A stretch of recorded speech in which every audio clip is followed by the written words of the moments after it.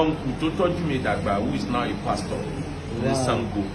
À ń pè wọ́n ní pastor Gbémiga. Is my brother from maternal side. Mo gbọ́dọ̀ wọn pẹ́ gan bí 2-3 years nígbà tí mo parí secondary school.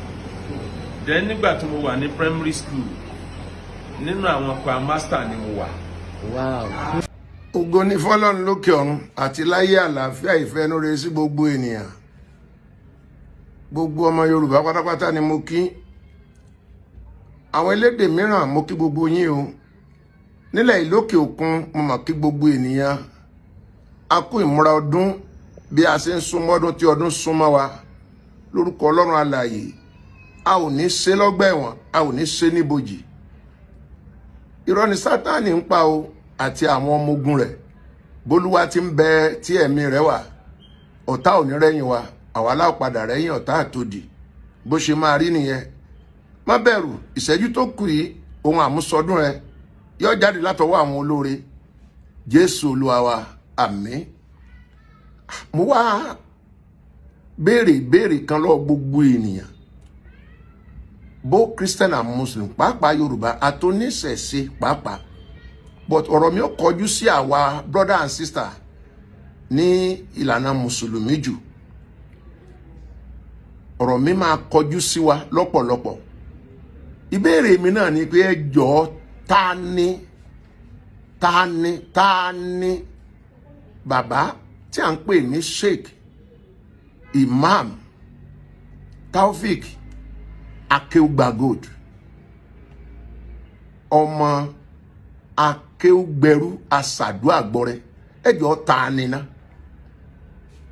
Ta ni? Ọmọ ìlú wo ni gan? Ẹ jọ̀ọ́ mo fi àlàyé lẹ́kùnrẹ́rẹ́. Ẹni tó mọ bàbá yìí délédélé gan, ẹni tó mọ dojúdojú gan, ta ni ẹni tí wọ́n ń pè ní Akeugbagold?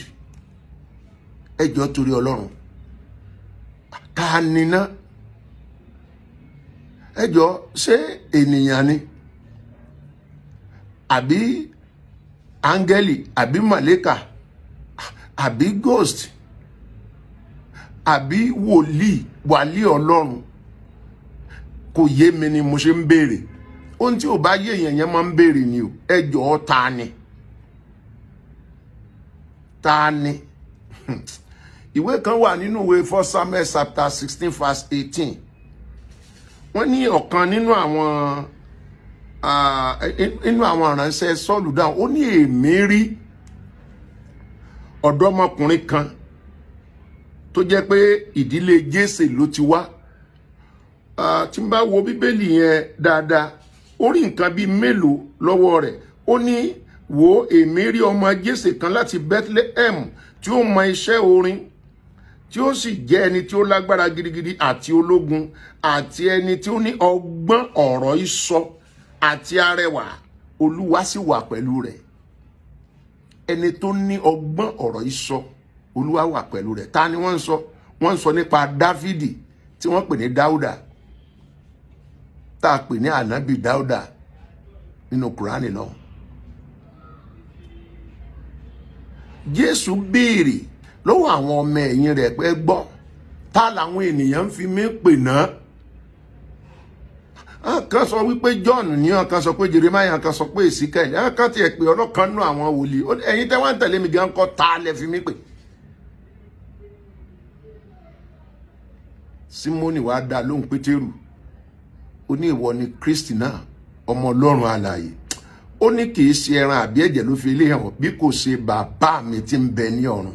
Ẹ jọ̀ọ́ ta ni Imam Ava Sheikh Taofeek Akeugbagold?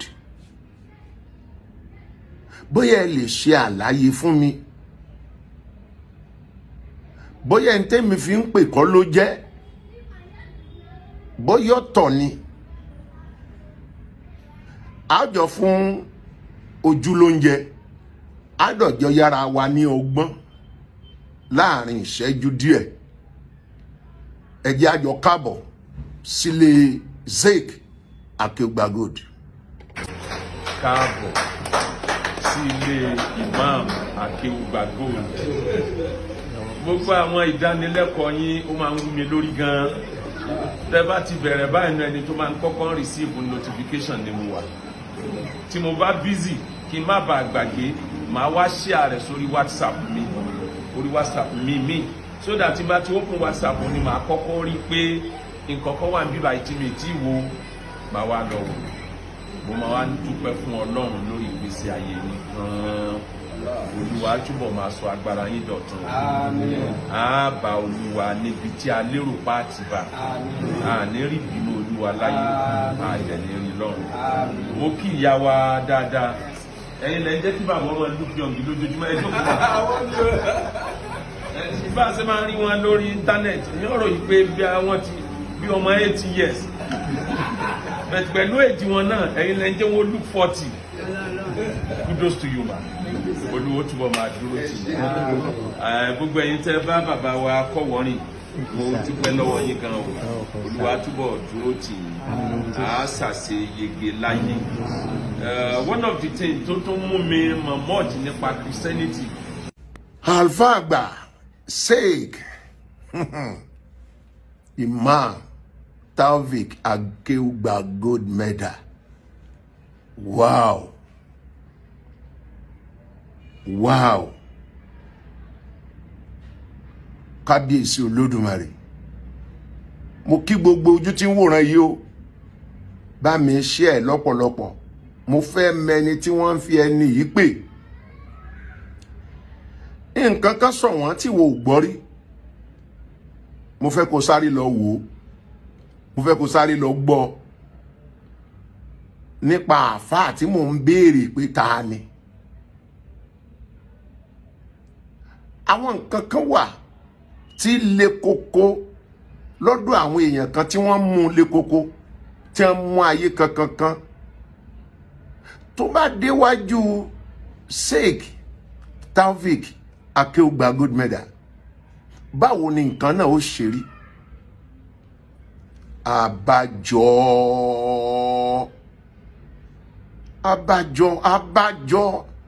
àṣẹ àfáà Imam Sheikh Akeugba Gold àsúnrìnrìn àjò ìgbàgbọ́ pẹ̀lú àwọn ẹbí ará tí wọ́n wà nínú Kristi. No wonder. Jásáré wo fídíò yìí. Mami and family wọn they are from Bashan in London. So gbogbo àwọn family mama mi they are all Christian. In fact, méjì tàbí mẹ́ta nu wọn ni mo ti rán lọ Jerusalem. Oh, great. Nígbà tí wọ́n ní kò sí ní táwọn. Great. Kò sí nǹkan náà fẹ́ fi Mẹ́kà ṣe Jerusalem lẹ́yìn gbàgbọ́. Owó ni ó yẹ wá lọ. I have an uncle tó tọ́jú mi dàgbà who is now a pastor in Sango. À ń pè wọ́n ní Pastor Gbémiga. Is my brother from maternal side. Mo gbọ́dọ̀ wọn pẹ́ gan bí 2-3 years nígbà tí mo parí secondary school. Then nígbà tí mo wà ní primary school nínú àwọn kwa master ni mo wà. Wow, great. Despite the fact pé mo jẹ́ Mùsùlùmí. So gbogbo ní tá fi máa yin Ọlọ́run ní Baptist nígbà yẹn kò sí eléyìí tó pamọ́ fún méjì sí i. Wọ́n dẹ̀ mọ̀ pé mo ní ohun láti lead vocal so èmi ni wọ́n á ní kí n lead yòókù àwọn á. Ẹnu yẹ èmi náà bí àáfàá kan Sheikh kan àwọn kan wà wọ́n láwọn ní ìmọ̀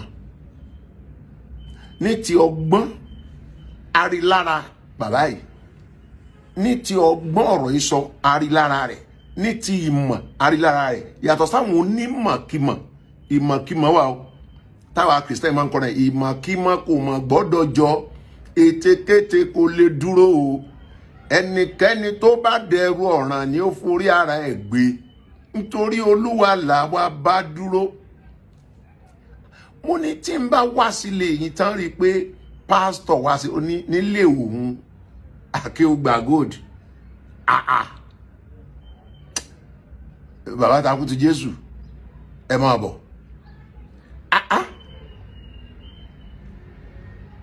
tí àwọn kan sọ pé haram ni halali ni whatever ni.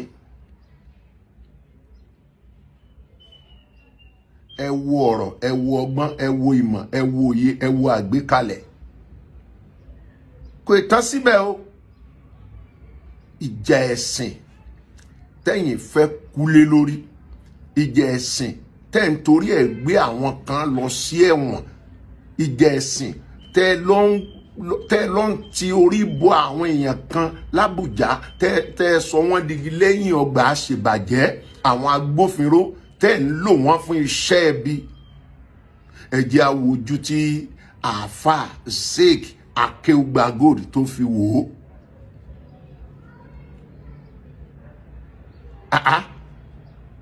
Yahudi ni, Nasara ni. So ti gbàgbé ni wípé gbogbo nǹkan wọ̀nyẹn ní ìlú Saudi Arabia lọ́hùn náà ti ń ya Saudi Nasara sọ́tọ̀.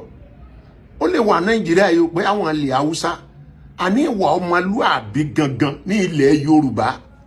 Múlẹ̀ ti rí Yahudi, múlẹ̀ ti rí Nasara, múlẹ̀ ti rí abọ́rìṣà, múlẹ̀ ti rí kiriyó tó jẹ́ do or die lẹ́yìn fẹ̀sìn ṣe. Níbo lẹ ti rí tí Kùránì bá ti ẹ̀kọ́ àkábíyèsí o, àwọn ọ̀jọ̀gbọ́n mọ̀ wà láyé o, nígbà tí Bíbélì wípé nígbà tí àwọn májẹ̀mú láíláí tí àwọn kan ní àbùkù a sì wáyé akọ tuntun.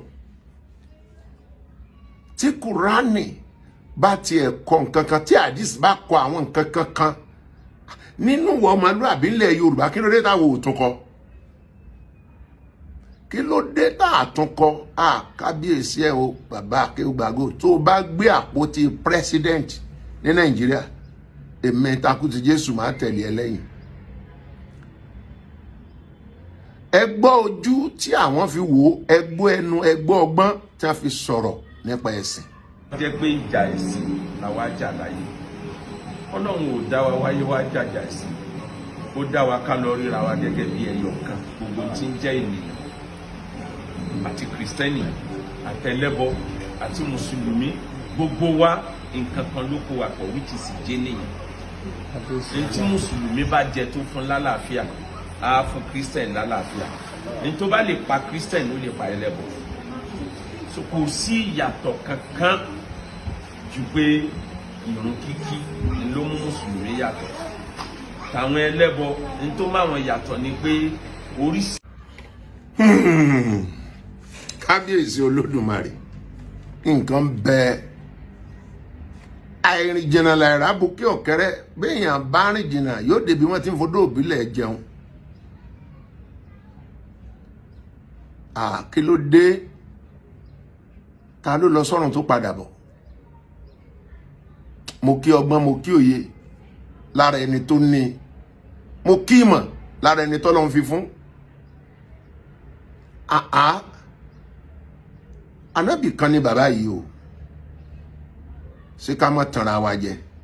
Ànábì kan ní bàbá yìí, Ọlọ́run fún wọn lẹ́mìí gígùn àtàlàáfíà.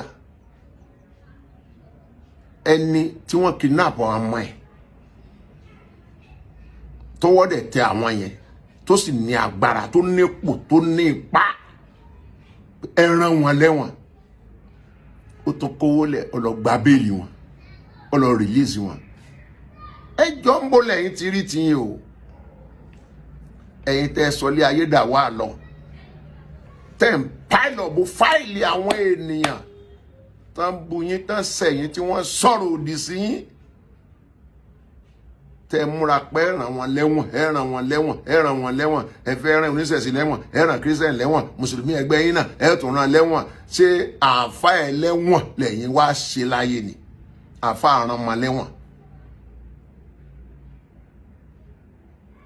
Wọ́n ní ẹ stop láti máa lo Bíbélì, ẹ fèsì Kùránì yín, ẹ gbọ́. Ọlá bàbá yìí làwa ń wo. Àwọn pọ́npọ́ kan wà táwa náà gbé sókè, tá a bá là mọ́ àlùkùránì àbí Islam lórí. Àlá o, rárá. Tẹ́ bá ń gbọ́ oríṣiríṣi àwọn lecture ń bò mí. Nínú ẹni tó kẹ́ mi lọ́wọ́ kò jù láyé, Sheikh Imam Taofik Akeugba Gold ojoojúmọ́ ni mo wá rí òye ọgbọ́n yẹn mi ò mọ orúkọ tá a bá pè yẹn ó kọjá tí wọ́n ń pè láàrẹ ti mùsùlùmí ó kọjá ọba ìlú kan o defamation of a character tí oníkálukú ń fìdí fọ́gbá lé lórí máa play fídíò kékeré kan hàn yín máa play fídíò kékeré yẹn wà wá mọ tí bàbá yẹn fẹ́ sọ àti n tó fẹ́ jáde kan tó adjust wà mọ tán fẹ́ sọ n tó fẹ́ jáde kan tó adjust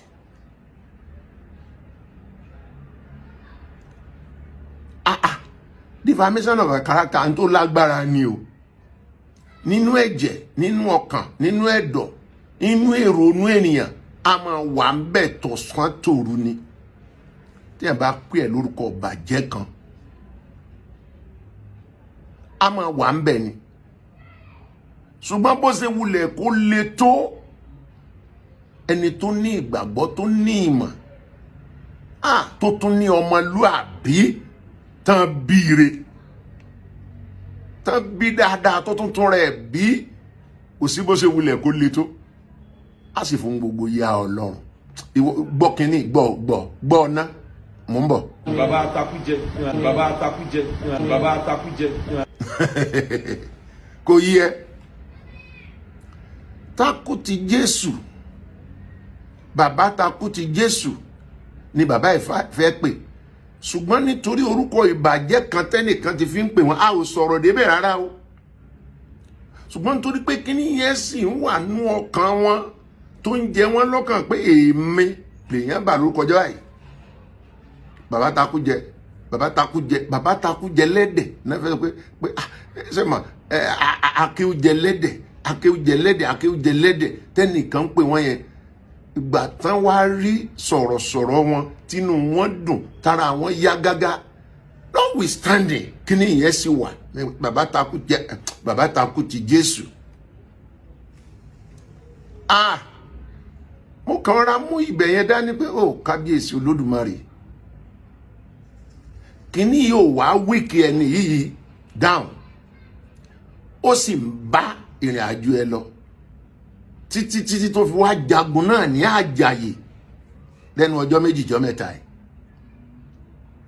síbẹ̀ náà o kò lo gbogbo agbára gbogbo ipò rẹ̀ láti fìyà jẹ ẹnikẹ́ni tí àwọn ajé ọ̀rọ̀ yìí símọ́ ọkàn tó pèpè fún àlàáfíà mélòó orú èèyàn báyìí láòrì inú mùsùlùmí náà mélòó orú èèyàn báyìí láàrin inú onígbàgbọ́ kìrìsìtẹ́nì mélòó orú èèyàn báyìí láàrin inú oníṣẹ̀ṣe mélòó orú èèyàn báyìí láàrin ilẹ̀ Yorùbá wọn kì í kọ́ ẹ̀ẹ̀kọ̀ọ̀kan bẹ́ẹ̀ nírú wọn máa ń wáyé mo kí yín bàbá àáfàá àgbà Zewu Imam Taofik Akeugba Gold Medal àtẹ̀yìn àti gbogbo àwọn tó ń tọpasẹ̀ yìí àti gbogbo àwọn tí wọ́n ń rìn nílànà tẹ́rin ẹ ò ní ṣubú dẹrù ayọ̀nù n ta ń pè ní àlàáfíà gangan ni bàbá àlàáfíà gangan leléyìí àti ń gbégbé sí àlàáfíà yẹn tẹ́lẹ̀ kó tó di pé àwọn kọ̀lọ̀nsí kì í gbọ́ kì í gbà wọ́n sáà tún dá wàhálà alẹ̀ kan tó mú ta lọ́rùn gbà yẹn bàbá ìtún dìde lọ sí Ìlọrin instead kan appreciate wọ́n tún gbìyànjú àti bà á lórúkọ jẹ́ síbẹ̀ náà kò dúró dáńsá kìín rè sá kìín o òṣùbà yín o ẹ̀yin kọ́ Ọlọ́run ni o kò ní dìbàjẹ́ ọkàn yín ó sì balẹ̀ n ti ń pa yín lẹ́rìn ò ní pa yín lẹ́kún títí gbà tá a tún pàdé ẹ bá ń wo fídíò tó kàn yìí a tún pàdé ara wa láyọ̀ àtàlàáfíà ire o ẹ̀yin ọmọdé ló ń sọ alihamdulilayi mo tọ́pẹ́ dá alihamdulilayi mo dúpẹ́ Muhammad wá sáyé láti gbà yín là Jésù wá sáyé láti gbà mí là alihamdulilayi mo dúpẹ́ alihamdulilayi mo dúpẹ́ alihamdulilayi mo dúpẹ́ alihamdulilayi mo dúpẹ́ alihamdulilayi mo dúpẹ́ Muhammad wá sáyé láti gbà wá là Jésù wá sáyé láti gbà wá là alihamdulilayi mo dúpẹ́.